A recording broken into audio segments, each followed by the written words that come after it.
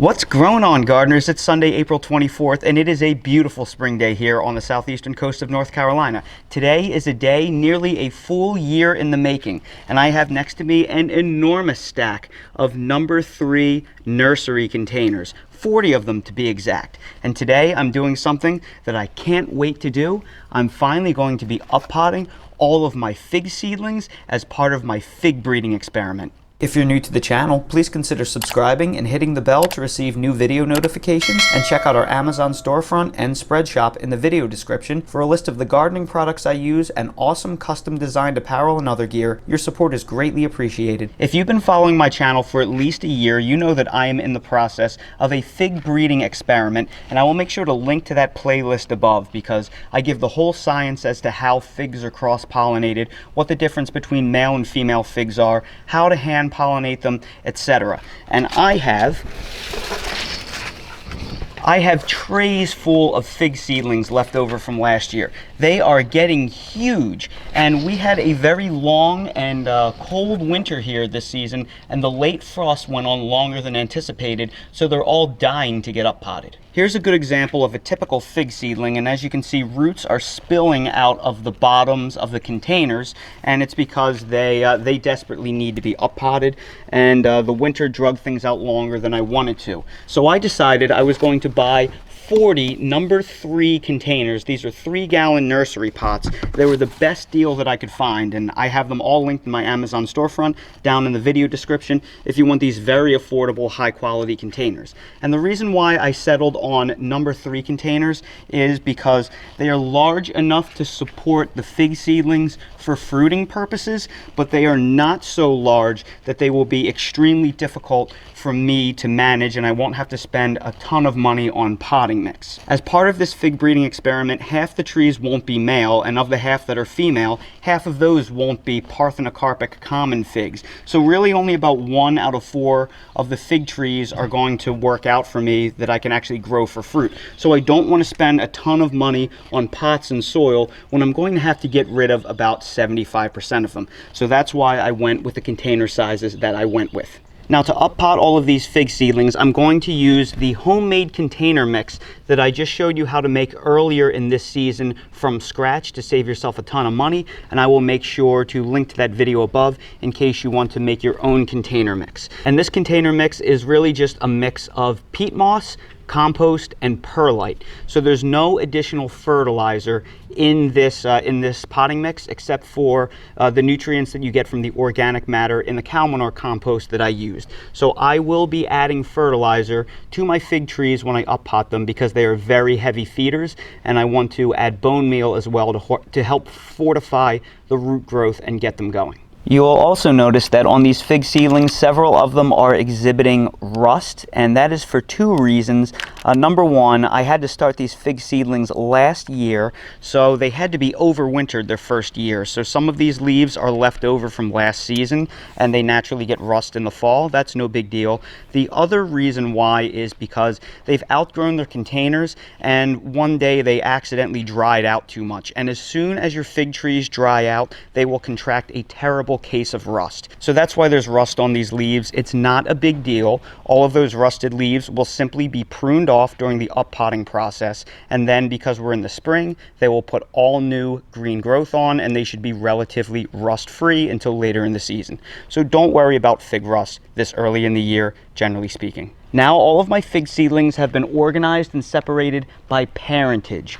All of these fig seedlings use the exact same father, which is the UCR 271-1 Soluble, but the mothers are different, and I selected the mothers based on good quality fruits. I wanted my favorite fig trees that produce my favorite fruits to be the mother and the parentage because I could actually control that, thinking I'll be able to give them the best genes possible for fruit quality. We'll see if that actually works. So for this row right here, the mother is Sangue de Drago Rosso. For this row right here, the mother is Meteorito. For this row right here, the mother is White Madeira number 1. For this row right here, the mother is Col de Dame Gigantina. And for this row right here, the mother is Del San Juan Gran. Now all of these containers have been filled 2/3 of the way with the potting mix. Now we are going to prune the individual figs, remove any of the leaves that have rust, fertilize them, and continue the backfilling process to finalize the up potting. And I will show you how to do all of that now. Now hopefully you can see how much I filled up the various containers with potting mix. They're about 2/3 of the way filled. So what we need to do is we need to fix up these fig seedlings so they are in good shape for potting.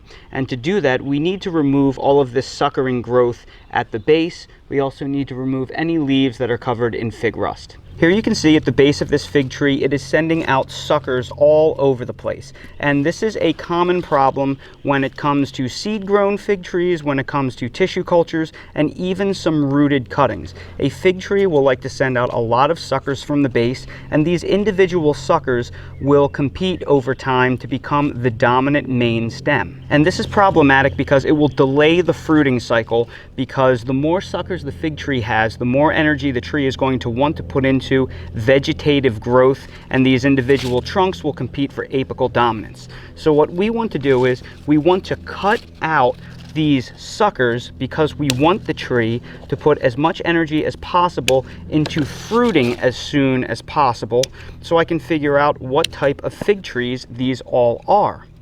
So it's very important that you cut out all of those suckers and you monitor these trees frequently, because they will send out suckers from the base every couple of weeks, and you need to pinch them off as they start to form, because again, you want to concentrate all of this energy into the main trunk.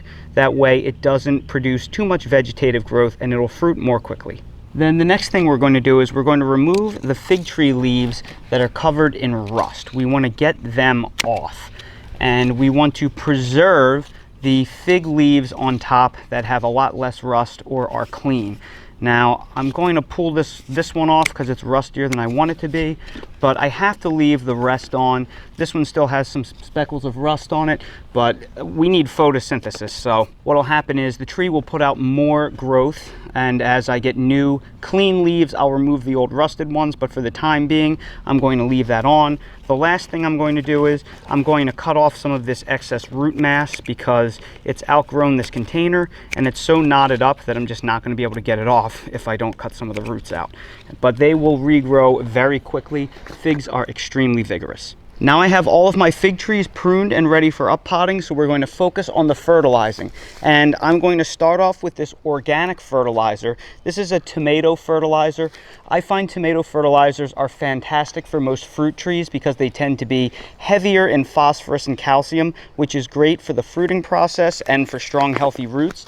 This is a 253 NPK, but you don't have to worry about that so much. As long as you have a 555, a 444, where all NPK is represented, you will be just fine. I'm going to use one of these Miracle Grow scoopers, which is 1.5 tablespoons to apply it. I'm going to use a rounded scooper, which will be 2 tablespoons of this slow release organic fertilizer in each of the individual containers. Then I'm also going to add bone meal, which is a fantastic source of phosphorus and calcium, critical for root development and fruiting.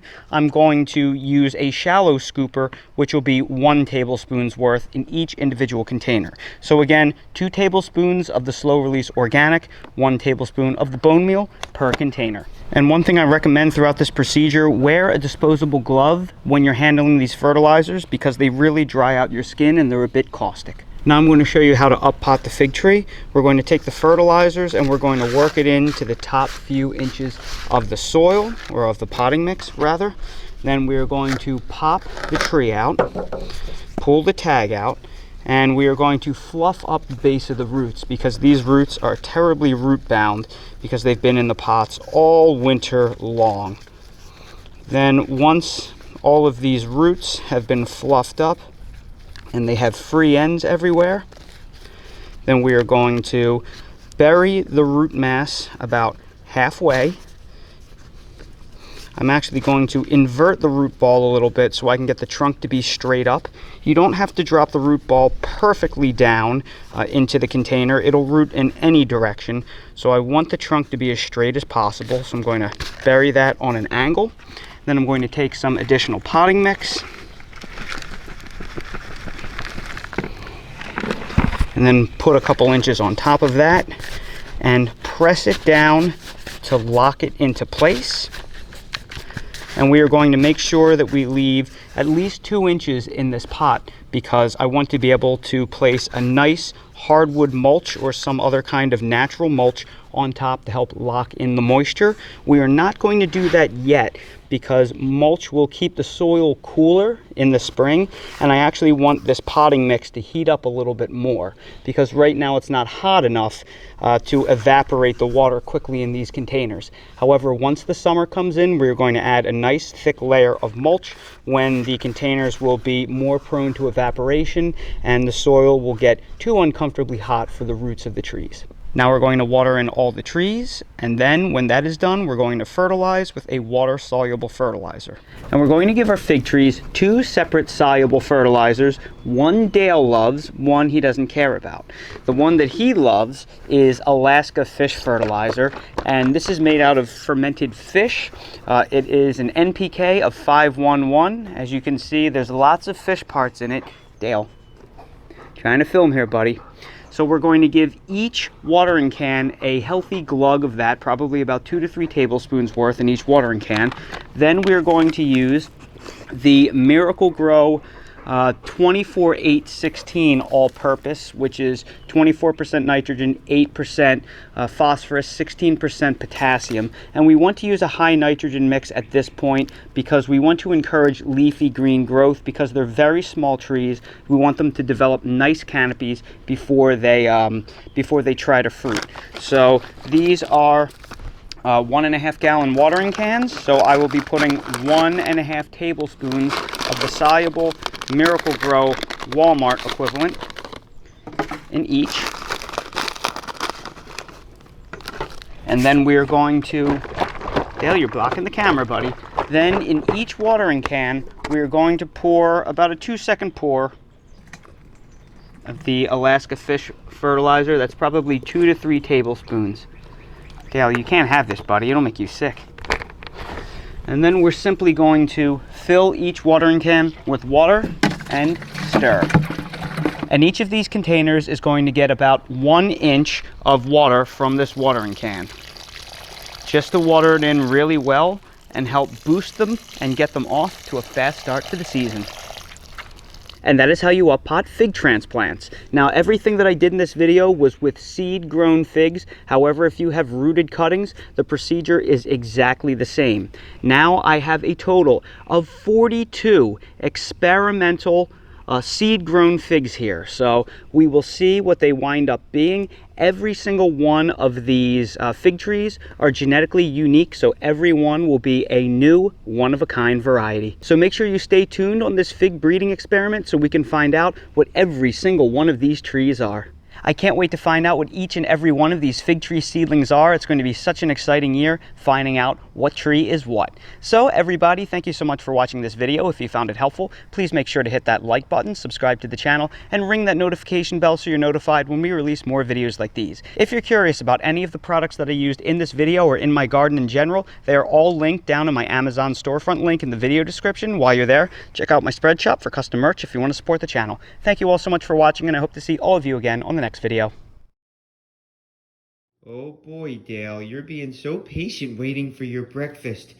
Look at that. Dale's food is in the biggest bowl in the whole house. How come you get more food than anybody else, buddy?